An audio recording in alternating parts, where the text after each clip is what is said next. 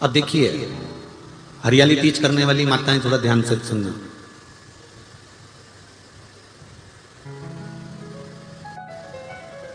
हरियाली तीज जब माताएं करती हैं तो एक हरियाली तीज, एक गणगौर की तीज, ये दो तीज के व्रत ऐसे होते हैं जिसमें जब माताएं करती हैं तो उस समय पर उमा, ब्रह्मणी और लक्ष्मी, इन तीनों की आराधना का फल उसको केवल एक व्रत से प्राप्त हो जाता है। अब देखिए दूसरा सातुड़ी तीज।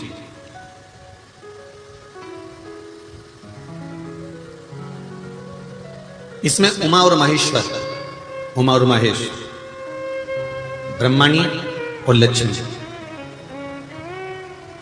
इन चार के व्रत तप का फल एक साथ सातुड़ी तीज के दिन प्राप्त हो जाता है। अब एक आती है हरतालिका तीज।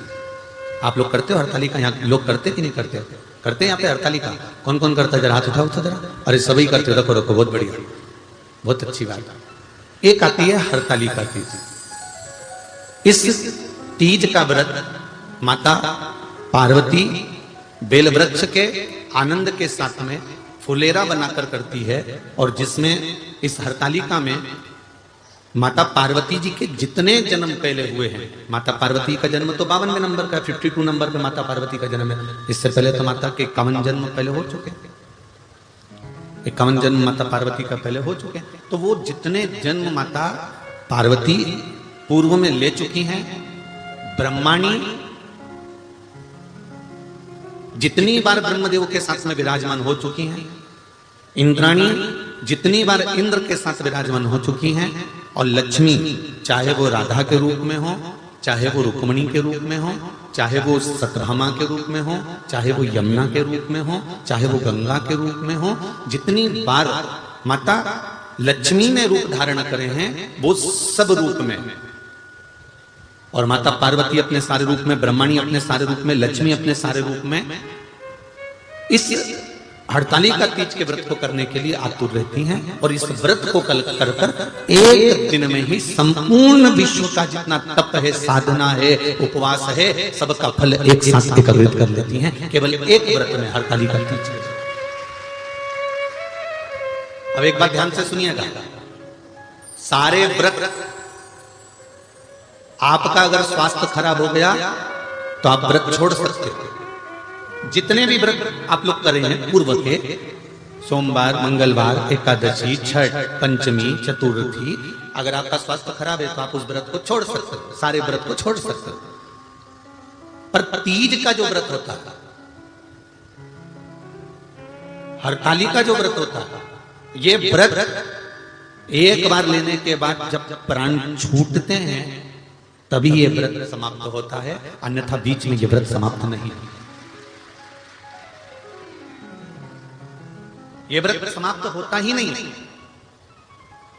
अगर शरीर से नहीं बनता कि अब हमारी अवस्था हो गई, अब शरीर से नहीं बन रहा है, तो भले एक पहर की पूजन कर कर, एक पहर का नियम धारण कर कर, एक पहर का स्मरण कर कर, एक पहर का पूजन व्रत धारण करो, और उसके बाद में भले आप थोड़ा सा जो भी आपको लेना है वो कर लो, पर इस व्रत को करना ही पड़ता है। इस व्रत का नियम ही यही है।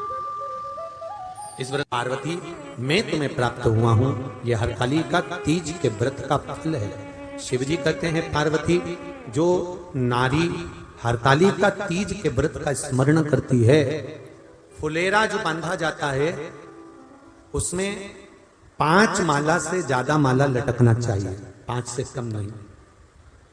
कितनी? जैसे माला जो लटकाते हो वो 5 से ज्यादा होना चाहिए। 5 तो जया, विषहरा, शामलीबारी, दौतली, देव, इससे अधिक होगी चलेगा, पर इससे कम फुलेरे के अंदर माला नहीं होना चाहिए महाराज। दूसरा, फुलेरा जहां हरतालिका व्रत हो वहीं पर बांधा जाता है। हरतालिका तीज का व्रत एक ऐसा व्रत होता है जो मरते दम तक रहता है। इस व्रत को छोड़ा नहीं जाता। ये नहीं कि सियोर वाले गुरुजी ने कहा और अपन ने एक बार कर लिया और अगली बार वो व्रत गायब हो गया, ऐसा नहीं होता। हरतालिका तीज अखंड सौभाग्य के लिए, वंश वृद्धि के लिए, कार्य सिद्धि के लिए, और कुंवारी कन्याएं उत्तम वर प्राप्ति के लिए, आनंद सुख के लिए करती हैं। ऐसा नहीं है कि केवल स्त्री ही करती है। जब नारी किसी कारणवश व्रत नहीं कर पाती तो पुरुष इस व्रत को धारण करते हैं। 30 अगस्त को, यही 30 तारीख को, कल 29 है, परसों 30 तारीख को हरतालिका तीज रहेगी। आप सब अपने हृदय से, मन से इस व्रत को कर कर अपने जीवन को सार्थक बनाइएगा।